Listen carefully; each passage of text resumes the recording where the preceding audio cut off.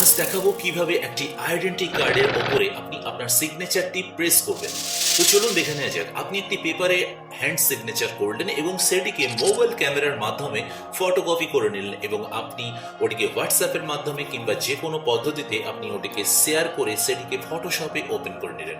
তো আমি এখানে আমার লেয়ার বক্সে দেখাচ্ছি একটি পেজের উপর এটিকে ওপেন করে নিয়েছি এবং এই সিগনেচারটিকে আমি এই আইডেন্টি কার্ডের এই অথরাইজ সিগনেচার বা ইস্যুস অথরাইজড ওপরে আমি এটাকে প্রেস করব। তো কিভাবে এটাকে ক্রপ করব চলুন দেখে নেওয়া যাক। প্রথমে আমরা চলে যাব সিলেক্ট মেনুতে।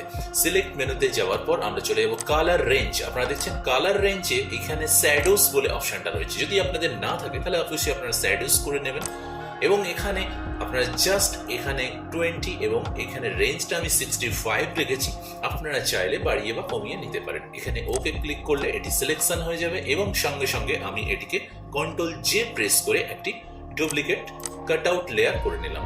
সো এটি একটি পিএনজি ফরম্যাটে কাটিং হয়ে গেল। আমি যেখানে এটিকে প্রেস করতে চাইছি সেই লেয়ারের উপরে আমি এটাকে মুভমেন্ট করিয়ে দিলে অথরাইজ সিগনেচারটি অটোমেটিক্যালি ফিট হয়ে যাবে।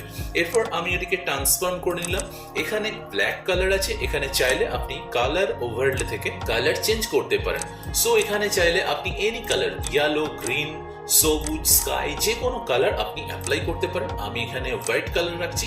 তো এইভাবে ট্রিপসটি ভালো লাগলে আপনারা আমার চ্যানেলটিকে লাইক, কমেন্ট, শেয়ার এবং সাবস্ক্রাইব করে রাখবেন। এই ধরনের নিত্য নতুন ভিডিও আমি আবারও আনবো।